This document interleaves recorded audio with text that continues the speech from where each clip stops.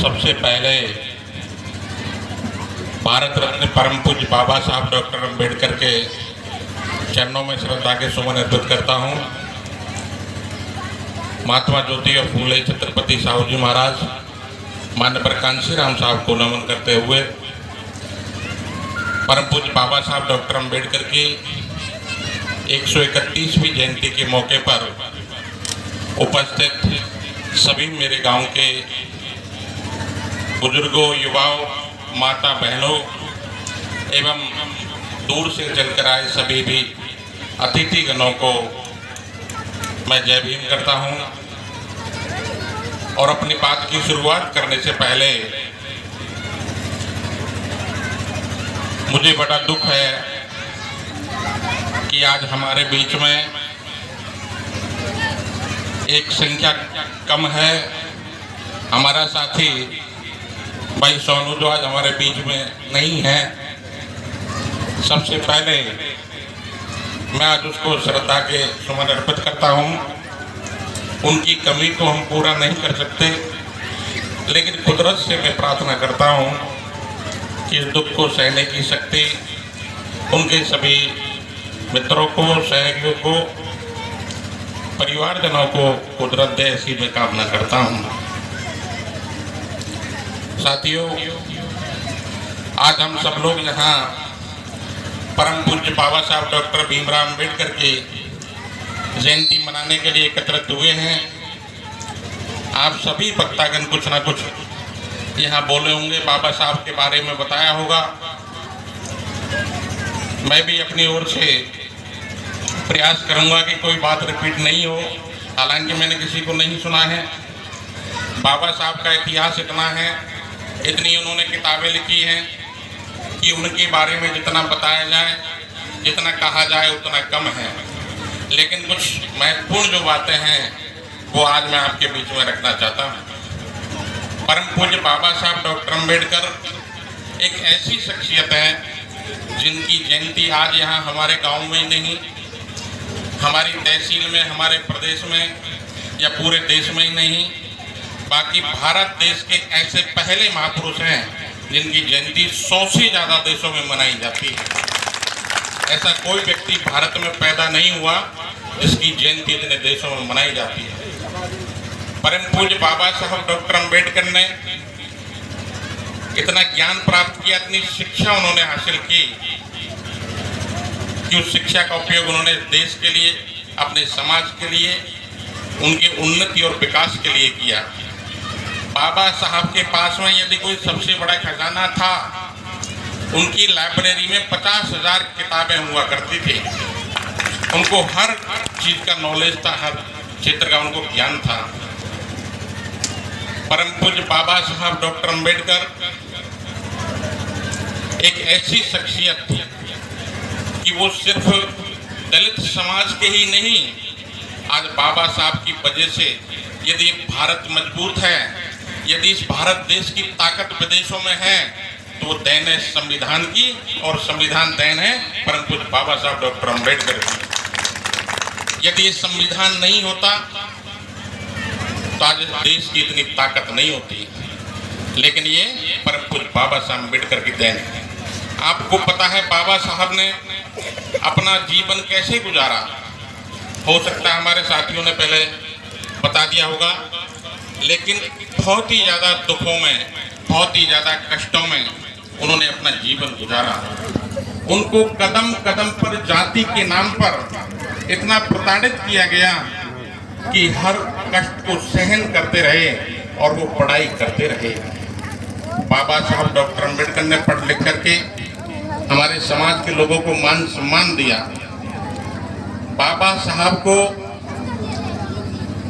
जो गुरु थे, किसी भी व्यक्ति के पीछे किसी का हाथ होता है, तो ब्राह्मण जाति के थे, कृष्ण कैलुष्कर करके, उन्होंने वहाँ के राजा गायकवाड़ से मिलवाया, छात्रवृत्ति दिलवाई, विदेशों में भेजा और प्रदेशों में पढ़ करके बाबा साहब पहले व्यक्ति थे जो इकोनॉमिक्स में पीएचडी की डिग्री विदेश से लेकर आए थे।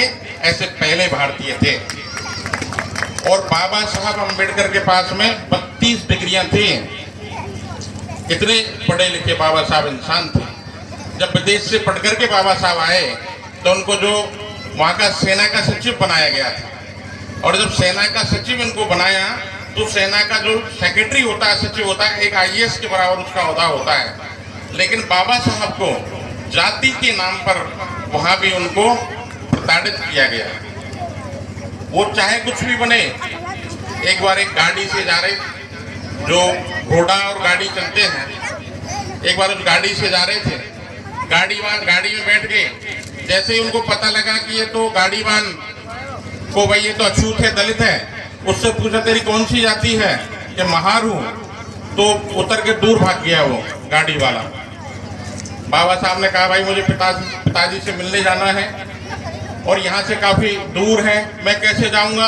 बाबा साहब बड़े परेशान हो गए। स्टेशन से अपने पिताजी कहाँ जाना चाहते थे, लेकिन गाड़ी वाले से लाख प्रयास करने के बावजूद उस घोड़े वाले से उसने कहा कि भाई देख, मैं गाड़ी को लेके चलूंगा, लेकिन गाड़ी को तू चला के ले चलना, मैं नहीं चलाऊंगा। मतलब गाड़ी पे बैठना भी बड़ा मुश्किल था। बाबा साहब अम्बेडकर ने इस देश के जो हालात थे जातिवादी, सार्वजनिक तालाबों में पानी भी नहीं पी सकते थे। बाबा साहब ने तालाब में, जिसमें कुत्ते बिल्ली बाथरूम करते हो, उस तालाब, महाड़ तालाब आंदोलन किया था। हमारे लिए भी बाबा साहब पीने का पानी का अधिकार हमको नहीं, तो पीने के पानी का अधिकार बाबा साहब ने हमको दिलाया था। कितना संघर्ष करके बाबा साहब अम्बेडकर ने हम लोगों को ये हक और अधिकार दिलाए थे। और ये हक और अधिकार वो इसलिए दिला पाए क्योंकि बाबा साहब अम्बेडकर के जो पिताजी थे वो सेना में थे, वो सूबेदार थे और वो ब्रिटिश इंडियन आर्मी की नौकरी करते थे और वहाँ पर छुआछूत नहीं होती थी। बाबा साहब का पिताजी कबीर पंथ को मानने वाला था, इसलिए उन परिवार में जागृति थी, और परिवार में जागृति थी उसी का कारण था कि बाबा साहब पढ़ लिख गए थे। बाबा साहब पढ़ लिख गए थे और पढ़ लिख करके फिर हमारे समाज को हक और अधिकार दिलाए। यदि इस देश में, मैं समझता हूँ कि अंग्रेज नहीं आते तो शायद बाबा साहब के पिताजी को भी सर्विस करने का मौका नहीं मिलता और बाबा साहब भी पढ़ लिख नहीं पाते, और फिर हमको ये हक, अधिकार और सम्मान जो आज बाबा साहब ने दिए हैं, ये सम्मान भी हम लोगों को आज नहीं मिल पाता। बाबा साहब अम्बेडकर ने हम लोगों को कदम कदम पर हमारे समाज का मान सम्मान बढ़ाने का काम किया। इस देश में जब अंग्रेज भारत को छोड़ करके जा रहे थे तो बाबा साहब अम्बेडकर चाहते थे कि मेरे समाज के लोगों का भला होना चाहिए, और बाबा साहब अम्बेडकर ने हम लोगों को जो रिजर्व सीट हुआ करती थी, तो बाबा साहब चाहते कि जैसे मान लो यहाँ सरपंच की रिजर्व सीट है, तो बाबा साहब चाहते थे कि रिजर्व सीट पर सिर्फ रिजर्व कैटेगरी के लोग ही वोट दें। मान लो एससी की रिजर्व है अपनी, तो उसमें एससी के ही देंगे, दूसरा कोई नहीं देगा, ताकि फिर वो समाज का काम करे, समाज को आगे बढ़ाने का काम करे। ये कि यही प्रावधान एमएलए में हो, ये कि एमपी में हो। हमारे बीच में भाई थान सिंह जी सवाई माधोपुर चल के आए हैं, डॉक्टर उमेश जी के भाई हैं, तो आपका बहुत बहुत स्वागत है, वेलकम है। आप आ जाइए, इधर आ जाएं, इधर आ जाएं, आगे आ जाएं, आगे आ जाएं। मैं चाहूँगा कि हमारे बोलने के बाद में आप हमारे इनका भी वेलकम, हमारे जो आयोजक साथी है वो करें, तो बाद में कल भी बैठो, आप इधर आ जाओ।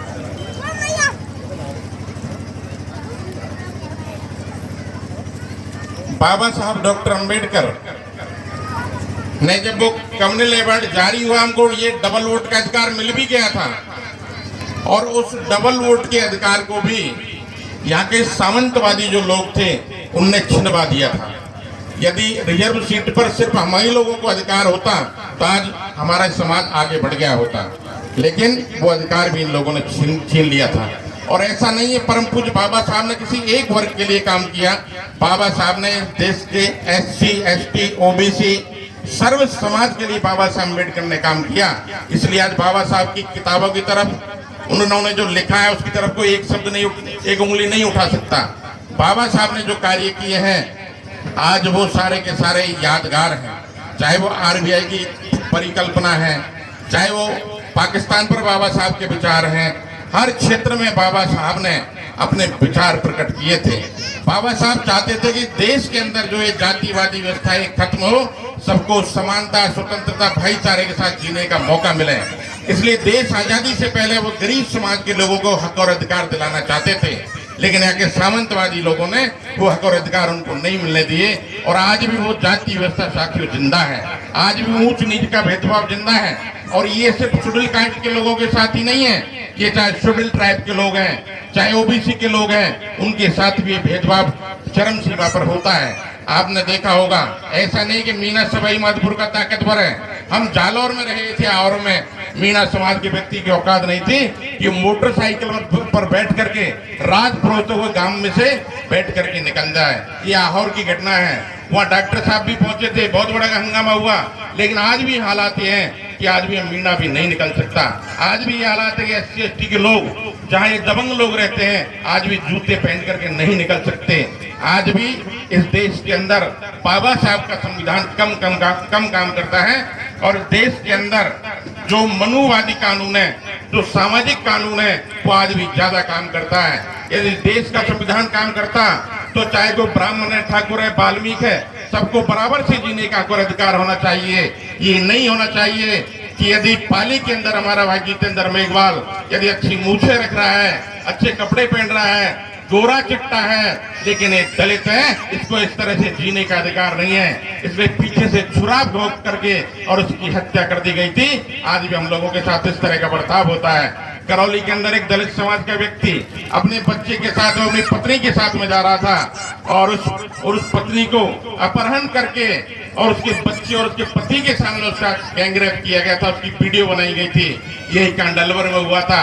आज भी जाति के नाम पर हम लोगों पर जो जुल्म जाति होती है, वो साथियों सहन करने के लायक नहीं है। और मैं तो सब जगह रहा हूँ, सारे प्रदेश देखे हैं। हिमाचल के प्रदेश हमारे भाई ने 3 गाड़ियां नई खरीद ली थी, लेकिन वहां के सामंतवादी लोगों को अच्छा नहीं लगी, उन तीनों गाड़ियों में आग लगा दी गई थी। साथियों, आज भी हमारे साथ में इस तरह का भेदभाव इस देश के जो सामंतवादी लोग हैं, जो RSS के लोग हैं, जो अपने आप को हिंदू धर्म का ठेकेदार समझते हैं, आज भी जाति के नाम पर हमारे साथ बुरा बर्ताव करते हैं। हमारा भाई वो है जो हमें समानता के साथ अधिकार देता है, हमको बराबरी का अधिकार देता है, वो हमारा भाई है। साथियों, हम लोगों को ऐसे चालाक लोगों से साथियों बच करके रहना है। आज देश आजाद है, इस देश की इस आजादी में हमको भी बराबर का हक चाहिए। यदि बाबा साहब डॉक्टर अम्बेडकर ने इस दलित समाज के हक और अधिकारों के लिए सबसे ज्यादा मेहनत की थी, तो क्या इस देश के लिए मेहनत नहीं की? इस देश का संविधान नहीं होता तो आज भारत देश के क्या हालात होते। लेकिन बाबा साहब अम्बेडकर को भी इन सामंतवादी लोगों ने सिर्फ दलितों तक सीमित रख दिया। मैं कहता हूँ यदि बाबा साहब दलित जाति का नहीं होता तो शायद देश के अंदर बाबा साहब की सोने की प्रतिमा ये लोग लगा देते। लेकिन आज बाबा साहब की जयंती भी ये लोग नहीं मनाते हैं। प्रतिमा तो छोड़ दो, लेकिन जयंती भी ये लोग नहीं मनाते, क्योंकि ये दलित समाज के लोग हैं। ये पूजनीय नहीं होते हैं दलित समाज के लोग, इनको अपमान की दृष्टि से देखा जाता है, घृणा की दृष्टि से देखा जाता है। और बाबा साहब का सपना ये था कि जो जाति के नाम पर जो गरीब हैं, पिछड़े हैं, उनको मैं बराबरी का हक और अधिकार दिलाना चाहता हूँ। हम लोगों की यदि समस्या है तो जाति है, और जाति की समस्या से बाबा साहब अम्बेडकर ने संघर्ष किया, संविधान में हक और अधिकार दिलाए, लेकिन हक और अधिकारों को लाभ हम लोगों को आज तक नहीं मिला। बाबा साहब ने कहा कि संविधान चाहे कितना ही अच्छा हो, यदि लागू करने वालों की नीयत यदि साफ नहीं है तो अच्छा संविधान भी बुरा साबित हो सकता है। इसलिए हम लोगों को जब तक उस संविधान को जो लागू करने वाले लोग हैं, जब तक वो अम्बेडकरवादी नहीं बैठेंगे, वो हमारे लोग जब तक नहीं बैठेंगे, हम लोगों का साथियों फला विकास नहीं हो सकता, हमको मान सम्मान साथियों नहीं मिल सकता। इसलिए हम लोगों को यदि साथियों मान सम्मान से जीना है तो अपने और पराये की हमको पहचान करनी पड़ेगी। आपको पता है, जो बाबा साहब को मानता है वो हमारा है, जो बाबा साहब को नहीं मानता वो हमारा नहीं है। आप लोगों को पता है बाबा साहब अम्बेडकर के इतिहास के बारे में इन RSS के लोगों ने बाबा साहब अम्बेडकर के पुतले जलाए थे। इस RSS की विचारधारा पर आज भारतीय जनता पार्टी काम करती है। इन कांग्रेस के लोगों के बारे में पता है, बाबा साहब को भारत रत्न भी कांग्रेस के लोगों ने नहीं दिया था। बाबा साहब अम्बेडकर को 1952 और 54 का लोकसभा चुनाव नहीं जीतने दिया। बाबा साहब राज्यसभा में गए, तब जाकर के पहले देश के प्रथम कानून मंत्री बाबा साहब अम्बेडकर बने थे। इन लोगों ने बाबा साहब अम्बेडकर को किसी भी दल के व्यक्ति ने साथ नहीं दिया और अंत में बाबा साहब अम्बेडकर को अपनी खुद की पार्टी बनानी पड़ी थी। और जब पहले जो लेबर पार्टी बनाई, स्वतंत्र लेबर पार्टी बनाई, उसके बाद में रिपब्लिकन पार्टी बनाई और समाज को भी जगाने का काम बाबा साहब अम्बेडकर ने किया। पहला अखबार निकाला साप्ताहिक, जिसका नाम रखा मूक नायक। मूक का मतलब होता है जो बोलता नहीं है। हम लोगों को जगाने के लिए मूक नायक निकाला, जनता निकाला, समता निकाला और प्रबुद्ध भारत निकाला। 5 अखबार बाबा साहब अम्बेडकर ने निकाल करके और इस समाज को अखबार के माध्यम से जगाने का काम किया। और बाबा साहब को इन अखबारों में निकालने में कोल्हापुर के जो नरेश थे उन्होंने सहयोग किया, समाज ने सहयोग किया, तब जाकर के बाबा साहब लड़ाई लड़ पाए। आज आरक्षण के लिए गुर्जरों ने कितना बड़ा आंदोलन किया, लेकिन हम लोगों को गर्व होना चाहिए कि हमारे किसी व्यक्ति को बाबा साहब ने कोई चोट नहीं आने दी और हमको संविधान में कानून बना करके आज चाहे सरकारी नौकरी में जाना है, चाहे पंच बनना है, चाहे सरपंच बनना है, चाहे डायरेक्टर बनना है, MP बनना है, MLA बनना है, चाहे आपको इंदिरा आवास लेना है, सारे के सारे अधिकार ये बाबा साहब अम्बेडकर आपकी बिना मेहनत किए हम लोगों को संवैधानिक अधिकार दे गए थे। जब देश के अंदर संविधान नहीं था तो हम लोगों को सम्मान से जीने का भी साथियों अधिकार नहीं था। इसलिए आप लोगों से मेरी अपील है, क्योंकि और भी हमारे साथी है, शायद वो सवाई माधोपुर से चल के आए हैं, वो लोग भी बोलेंगे। वैसे सबसे ज्यादा मैं धन्यवाद देना चाहूंगा हमारे जो आयोजक साथी हैं जिन्होंने इस कार्यक्रम को ऑर्गेनाइज किया। मैं उन लोगों को लख लख बधाइयां देता हूं और उनका शुक्रिया अदा करता हूं कि उन्होंने बहुत अच्छी तैयारी की। और हमारी सभी माता बहनों का भी मैं आदर करता हूं, सम्मान करता हूं कि आप भी काफी देर से इधर बैठी है। परम पूज्य बाबा साहब डॉक्टर अम्बेडकर यदि नहीं होते तो हमारी माता बहनों को भी सम्मान नहीं मिलता। सबसे ज्यादा यदि बाबा साहब ने संघर्ष किया तो महिलाओं के लिए संघर्ष किया। आज अपने बाप की प्रॉपर्टी में अधिकार है तो बाबा साहब की देन है। यदि हमारी कन्या स्कूल जा सकती है तो बाबा साहब की देन है। इनको भी बराबरी का हक और अधिकार दिया। देश आजादी से पहले किसी भी महिला को स्कूल जाने का या चुनाव लड़ने का किसी भी तरह का अधिकार नहीं था, लेकिन महिलाओं को भी आज पुरुष के बराबर यदि खड़ा करने का काम किया तो परम पूज्य बाबा साहब अम्बेडकर ने किया था। इसलिए ऐसे महापुरुष की जयंती के मौके पर हम लोग एकत्रित हुए हैं और बाबा साहब अम्बेडकर की जयंती हम लोग मना रहे हैं। लेकिन जयंती मनाने का मतलब है कि जो बाबा साहब की विचारधारा है, जो बाबा साहब की आइडियोलॉजी है, जो विचार हैं, उनको हमको ग्रहण करके अपने जीवन में और उसके अनुसार हम लोगों को चलना चाहिए। बाबा साहब डॉक्टर अम्बेडकर इस देश की जाति व्यवस्था से इतनी दुखी हो गए थे कि उन्होंने मरने से पहले ये कहा कि हिंदू धर्म में पैदा होना मेरे बस की बात नहीं थी, लेकिन मैं इसमें मरूंगा नहीं। और बाबा साहब अम्बेडकर ने अपने मरने से पहले ही बाबा साहब ने लगभग 5 लाख अनुयायियों के साथ में और बौद्ध धर्म की दीक्षा ले ली थी और बौद्ध धर्म में बाबा साहब अम्बेडकर चले गए थे, जो कि यहाँ का भारत का धर्म है। और अपने समाज के लोगों को फिर बाबा साहब ने जगाने का काम किया। बाबा साहब ने सदन में कहा कि हिंदू धर्म बहुत अच्छा है, बहुत अच्छा, लेकिन इसमें कुछ खराबियां हो गई हैं, इनको आप लोग ठीक कर लो। लेकिन बाबा साहब के बारंबार अनुरोध करने के बाद भी जब इन लोगों ने अपनी मानसिकता में सुधार नहीं किया तो बाबा साहब को अपना रास्ता बदलना पड़ा। परम पूज्य बाबा साहब डॉक्टर अम्बेडकर किसी भी जाति या धर्म के खिलाफ बाबा साहब नहीं है। आज बाबा साहब को मानने वाले सर्व समाज के लोग हैं, चाहे वो ब्राह्मण है, चाहे ठाकुर है, चाहे क्षत्रिय हैं। आज सर्व समाज के लोगों में बाबा साहब के मानने वाले हैं। आज हमारा कोई भाई विरोधी नहीं है, हमारा विरोधी वो है जो इस ऊंच नीच की जाति व्यवस्था को मानता है, वो हमारा भाई नहीं है। जो समानता में भरोसा करता है, जो बाबा साहब के विचारों में भरोसा करता है, जिस तरह से हमारे साथ हमारे युवा साथी भाई खड़े हैं। मिला तो मैं पहली बार हूँ, लेकिन इनको मैं देखता रहता हूँ, मैं धन्यवाद देता हूँ कि बोलता भी काफी अच्छे हैं। लेकिन आज यदि हमारे साथ खड़े हैं तो ये हमारे भाई हैं, ये हमारी विचारधारा के साथ है, बाबा साहब के साथ हैं। तो हमें ऐसे लोगों की जरूरत है जो बाबा साहब के विचारों को मानने वाले हैं। और निश्चित तौर पर आपको भरोसा दिलाना चाहता हूँ कि देश के अंदर यदि कोई विचारधारा बढ़ेगी तो परम पूज्य बाबा साहब डॉक्टर अम्बेडकर की विचारधारा बढ़ेगी। अब जितना किसी को चढ़ना था वो चढ़ गया, और जिस दिन बाबा साहब के सपनों का भारत बनेगा उस दिन देश के अंदर समतामूलक समाज की स्थापना होगी। इन्हीं शब्दों के साथ में आप लोगों को परम पूज्य बाबा साहब डॉक्टर अम्बेडकर की जयंती पर पुनः एक बार बधाई देते हुए, बाबा साहब को उनकी जयंती के मौके पर श्रद्धा के सुमन अर्पित करते हुए मैं अपनी बात को खत्म करूंगा। और बड़ी दुख के साथ एक बार पुनः कहूंगा कि सोनू भाई, हमें हमेशा आपकी याद आती रहेगी और कुदरत से प्रार्थना करता हूँ कि उनके परिवार को दुख को सहने की शक्ति दे। धन्यवाद। जय भीम। Thank you. एक चीज़ कहना चाहता हूँ कि बाबा साहब के संबंध में जैसा कि सूरज जी ने कहा, पूरी सारी बातें आपको बयान करी थी।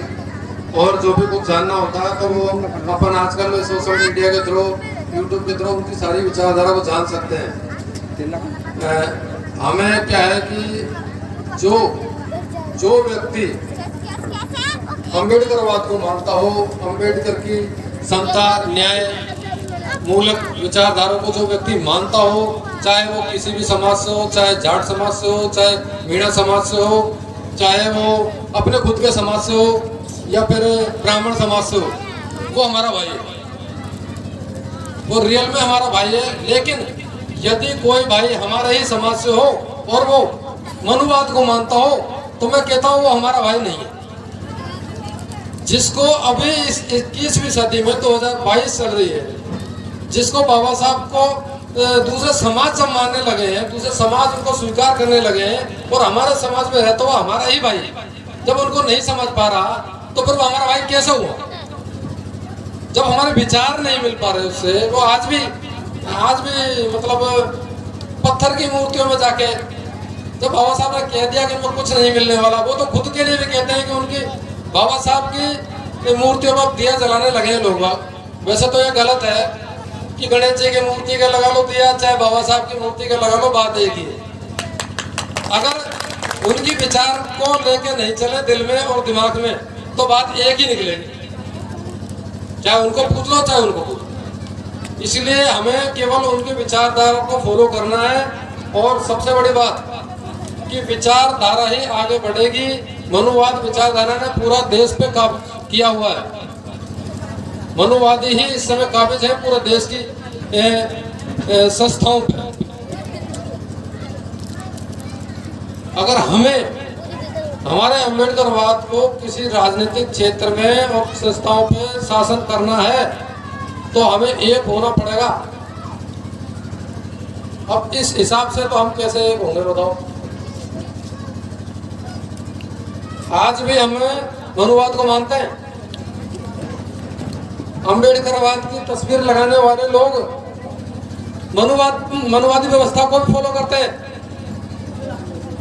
तो एक तो हमें पहले तो अपने प्रति है ना एक ईमानदारी बरतनी होगी कि हम या तो इस साइड आए या इस साइड आए, एक तरफ हो जाए। बिल्कुल एक तरफ होंगे तभी हमारा वोट जाएगा, एक दिशा में जाएगा।